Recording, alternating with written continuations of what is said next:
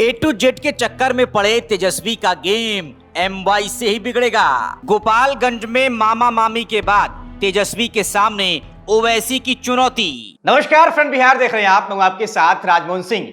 बिहार की 2 सीटों पर हो रहे उपचुनाव में सबसे ज्यादा चर्चा मोकामा को लेकर है, लेकिन गोपालगंज की सीट लालू यादव के सियासी वारिस तेजस्वी यादव के लिए नाक की लड़ाई बनती दिखाई दे रही है।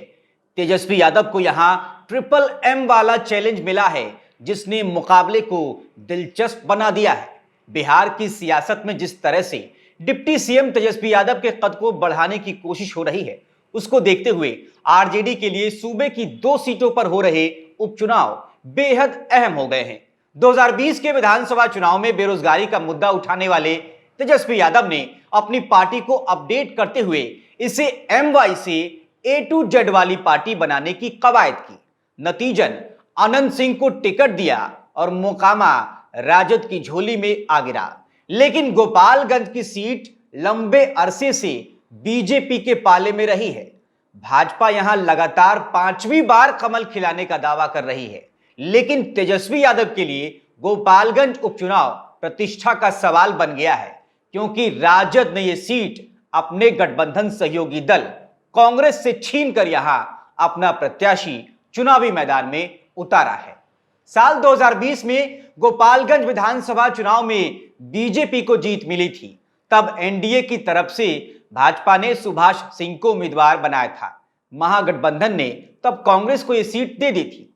यहां कांग्रेस ने अब्दुल गफूर के पोते आसिफ गफूर को चुनाव लड़ाया था। हालांकि इस सीट पर तब मुकाबला सीधा होना था, पर यहां साधु यादव ने बसपा से टिकट लेकर महागठबंधन के खेल को बेरंग कर डाला। सुभाष सिंह तो लगातार गोपालगंज से 2005 से ही जीतते आ रहे थे। 2020 में भी भाजपा उम्मीदवार को ही जीत हासिल हुई। तब भाजपा के उम्मीदवार सुभाष सिंह को 77,791 वोट मिले थे। वहीं बसपा से खड़े साधु यादव को 41,039 मत मिले थे और वो दूसरे नंबर पर रहे। महागठबंधन के उम्मीदवार को तीसरे नंबर पर संतोष करना पड़ा था। उस चुनाव में कांग्रेस के आसिफ गफूर को 36,460 वोट हासिल हुए थे। बीजेपी विधायक सुभाष सिंह के असामयिक निधन से खाली हुई इस सीट पर उपचुनाव हो रहा है, जो काफी रोचक स्थिति में पहुंच गया है। एक तो इस बार गोपालगंज सीट छीने जाने से कांग्रेस कार्यकर्ताओं में जोश काफी कम है। दूसरी ओर बहुजन समाज पार्टी ने आरजेडी सुप्रीमो लालू प्रसाद के साले साधु यादव की पत्नी इंदिरा यादव को चुनावी रण में उतारकर मुकाबले को त्रिकोणीय बनाने की कोशिश की। अभी राजद इस संकट का समाधान खोज ही रही थी कि तेजस्वी को नया सरप्राइज मिल गया। दरअसल गोपालगंज विधानसभा उपचुनाव में अब असदुद्दीन ओवैसी की पार्टी AIMIM ने भी एंट्री मार ली है। AIMIM पार्टी के टिकट पर चुनावी मैदान में सदर प्रखंड के चौराव पंचायत के पूर्व मुखिया और मदरसा इस्लामिया के सचिव अब्दुल सलाम उर्फ असलम मुखिया उतरे हैं। 2020 विधानसभा चुनाव में इन्होंने जनसंघर्ष दल से चुनाव लड़ा था। 22 प्रत्याशियों में 5,000 के करीब वोट लाकर चौथे नंबर पर रहे थे। अल्पसंख्यकों में खास पकड़ रखते हैं। उनकी कंपनी दानिश ट्रेवल्स के नाम से यूपी बिहार में बसें चलती हैं।